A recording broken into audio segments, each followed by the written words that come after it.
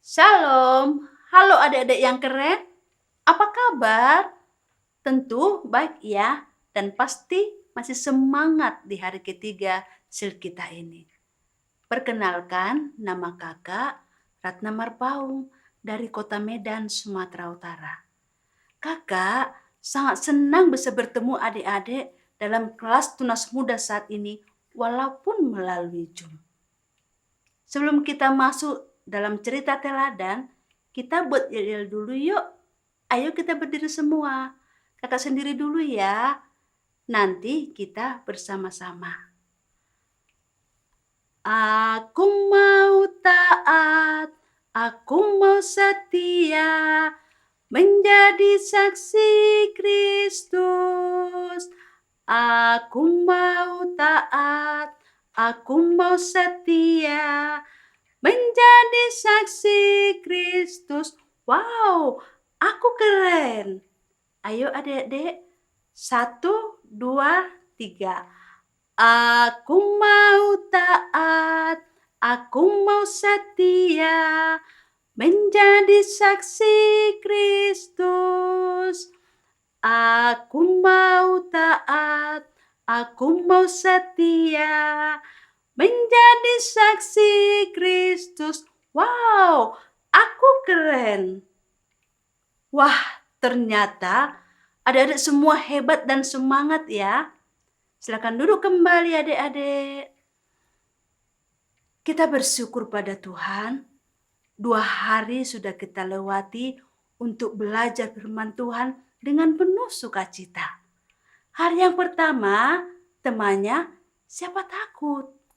Hari yang kedua, temanya sulit tanpamu. Dan hari yang ketiga ini temanya tetap setia. Saat ini kita mau mendengar cerita teladan tentang seorang misionaris yang tetap setia melayani Tuhan. Sebelumnya kita sudah belajar Alkitab tentang Daniel yang tetap setia pada Tuhan Allah, bahkan hingga ia dimasukkan ke dalam gua singa. Ia tetap setia. Puji Tuhan, kuasa Tuhan dinyatakan padanya dan ia tetap selamat. Itu semua karena kemurahan Tuhan pada Daniel. Sekarang kakak mau cerita tentang kesetiaan seorang misionaris kepada Tuhan. Walau menghadapi banyak tantangan. Siapakah dia? Andre van der Wees. Namanya dan biasa dipanggil Anne. Lahir di kota Sint Pancras, negara Belanda pada tanggal 11 Mei 1928. Di usianya yang masih muda, 12 tahun, yaitu pada tahun 1940. Dia bergabung dengan tentara kolonial Belanda. Wah, Anne masuk ketentaraan seusia dengan kalian adik-adik pada saat itu. Pada saat Anne menjadi tentara, ia mengalami luka parah pada pergelangan kakinya dan harus dirawat lama. Oleh karena kondisinya saat itu, Anne stres berat. Apalagi ia dinyatakan tidak lagi melanjutkan ketentaraannya. Adik-adik, Tuhan Allah rupanya punya rencana buat Anne. Walau kondisi Anne dalam perawatan, itu tidak menjadi penghalang bagi Tuhan untuk memberikan kesempatan buat dia. Tuhan menginginkan sesuatu dari Anne. Tuhan ingin memakai dia.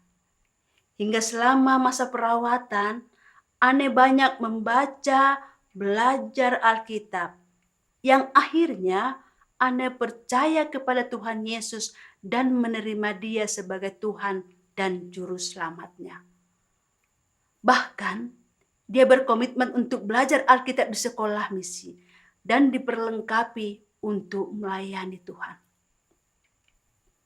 Di usianya yang ke-27 tahun, yaitu pada tahun 1955, Anne memulai pelayanannya sebagai misionaris dengan mengunjungi Polandia, yaitu negara komunis saat itu, yang mana sangat ketat menjaga keamanan negaranya.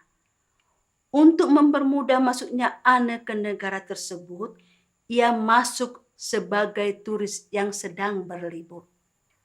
Adik-adik terkasih, panggilan Tuhan yang terus bergejolak di dalam hatinya untuk melayani Tuhan. Dan ia ingat satu ayat di Wahyu 3 ayat 2. Bangunlah dan kuatkanlah apa yang tertinggal yang sudah hampir mati, sebab tidak ada satu pun dari pekerjaanmu aku dapati sempurna di hadapan Allahku. Maka dengan semangat Anne memberitakan Injil. Bahkan ia masuk ke negara yang dikuasai komunis, di mana banyak orang Kristen yang teraniaya. Ketika Anne mengunjungi Polandia, ia melanggar hukum negara yang dikunjunginya karena ia membawa sebuah literatur agama, yaitu Alkitab. Pada tahun 1960, ia memperluas pelayanannya ke negara Cina dan juga Cekoslowakia. Di sana, misionaris Anne menuntun orang banyak untuk percaya kepada Tuhan Yesus dan memberikan Alkitab kepada banyak orang Rusia. Ya, banyak negara-negara yang memerlukan berita Injil dan sudah dikunjungi oleh Anne. Pada tahun 1967, di usianya yang ke-41, dia menerbitkan sebuah buku yang berjudul God Smuggler. Artinya, penyelundup Alkitab, yang ditulis bersama John dan Elizabeth Cyril. Walaupun nyawa taruhannya, Anne tetap membagikan bukunya. Buku ini menceritakan kisah masa kecil misionaris Anne, lalu pertobatannya sebagai orang Kristen dan petualangannya sebagai penyelundup Alkitab di balik negara tirai besi atau negara yang berpaham komunis. Adik-adik, pelayanan misi Anne sama seperti misi kita saat ini yang mengajak kita untuk berpetualang membagikan Injil. Pada tahun 1990, misioner Anne kembali melayani ke Timur Tengah dan kembali membuat buku yang berjudul Life Force yang menceritakan kegembiraan gereja-gereja di negara non-Kristen yang dikunjungi misi dari luar negeri. Bahkan di Timur Tengah, misionaris Anne memberikan Alkitab kepada pemimpin Hamas waktu itu, yaitu Ahmed Yasin, dan pemimpin pembebasan Palestina atau PLO ketiga itu, yaitu Yasser Arafat. Misionaris Anne mempertaruhkan nyawanya dalam petualangan pelayanannya demi membagikan Alkitab ke negara-negara yang menganiaya kekristenan. Dalam perjalanan pelayanannya, akhirnya ia mendirikan sebuah organisasi bernama Open Doors, yaitu organisasi yang menyokong pemberitaan Injil ke negara-negara yang sulit, di mana orang-orang Kristen teraniaya. Misionaris Anne van der Wils adalah pendukung para utusan-utusan Injil untuk memberitakan Injil. Walau sangat sulit, tetapi Anne tetap setia dalam misi pelayanannya. Ternyata ada begitu banyak orang di berbagai negara yang terus setia kepada Tuhan Yesus. Meskipun dalam situasi yang sangat-sangat sulit, mereka terus memberitakan Injil. Adik-adik, itulah cerita tentang misionaris yang sangat setia dalam melayani Tuhan. Bagaimana dengan adik-adik? Apakah adik-adik berani berkomitmen dan berani mengakui iman kalian? Apakah kamu juga berani mengambil komitmen untuk mendukung pemberitaan Injil di sekitarmu? Apakah kamu berani mengakui imanmu di tengah pergaulan yang buruk dan sebagai agama minoritas? Misalnya, jika ada teman yang selalu membencimu, bahkan merendahkanmu, apakah kamu akan membalasnya? Atau berdoa supaya dia diubahkan Tuhan?